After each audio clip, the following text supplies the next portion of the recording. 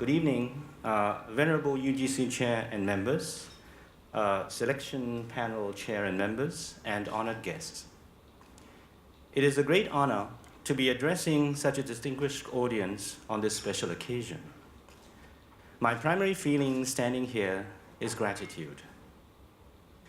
To UGC for honoring teaching, to the selection panel for its hard work, to Lingnan for building a liberal arts environment conducive to dedicated teaching, to the 46 students from 3 faculties and 8 departments who nominated me for the internal award this year and accompanied me to this point. Consistently praised by QAC for its devotion to teaching, Lingnan has many excellent teachers, so this honor is not individual, but institutional. Beyond saluting all the nominees, I think less of recognition than of anonymity, for history is made far less by award winners than by doers unknown, carrying out the duties without being ever recorded. I feel not elevated by this honor, but humbled. As a student of the humanities, I often think of a statement made by the scholar-writer Han Yu 1200 years ago. A teacher is one who transmits the way, imparts knowledge, and clears up perplexities. The second part is what modern professors are paid to do. The third is guidance in more personal terms arising from doubts and choices in the course of experience.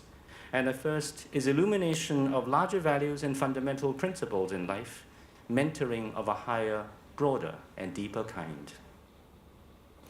I did not learn this statement until secondary school, but it echoed a simple question that I had asked myself at a young age.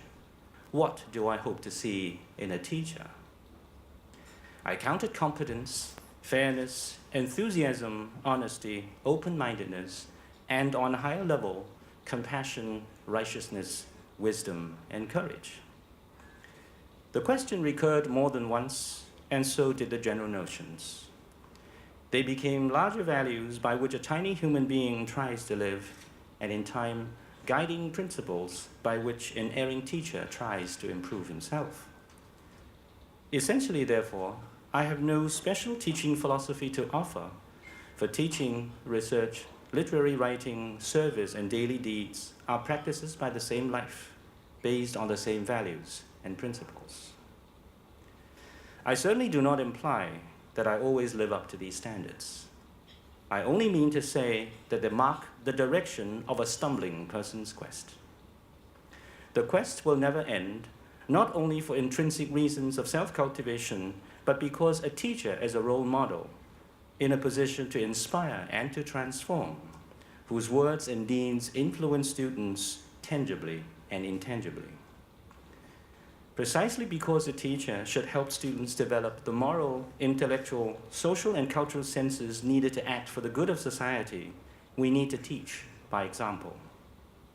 If education is aimed at whole person and all-round growth, then teaching is inspiring self-cultivation in students, molding by role modeling, nurturing life with life. This cannot be mere strategy or slogan, for true piety is acting on what one knows, and no role model can be truly convincing until he practices what he preaches. This does not call for sagehood in teachers. It simply reminds us to be faithful, abiding seekers of truth, goodness, and beauty. Let a scholar teacher's philosophy be his biography, and let his biography be his student's philosophy. Over the years, I have found that teaching never ends with imparting knowledge in class, but extends into general intellectual, spiritual, and emotional mentoring that is even more valuable and cherishable. A university teacher is not a preacher, but there are times when a drifting spirit or ruffled mind seeks advice in deeper matters of life. Dialogues in the office, walking with students in the deep winter snow, these are among the dearest episodes of my teaching from the US to Hong Kong. Teaching is never one-way magisterial instruction, but guiding, interacting, and co-learning, for the simple reason that a teacher is only a student with a license. Where respect, trust, and fellowship take root in class, students will come for more exchange outside class, and that is often when broader and deeper education begins. Which is why one project the award will allow me to undertake is dedicated to all students. Besides sharing teaching experiences and approaches with colleagues at Lingnan and other institutions, I plan to write 2 books in 3 years. One is about values education in general, a series of reflective essays based on dialogues with students on topics ranging from individual and society to education, culture, and nature.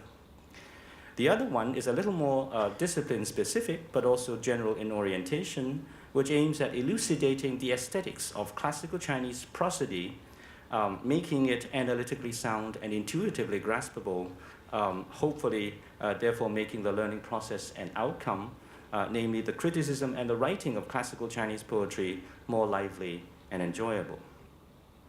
As publications accessible to teachers and students eventually, the books can reach learners I will never come to teach or meet directly, and hopefully maintain a broad and long-term educational impact. An award, mooncakes or not, is not a pocketed benefit. It is an affirming chime, a constant reminder that one must not only live up to the honor, but rise above the grounds of one's recognition. On behalf of Lingnan University, I thank UGC again for conferring this special honor on me. Thank you.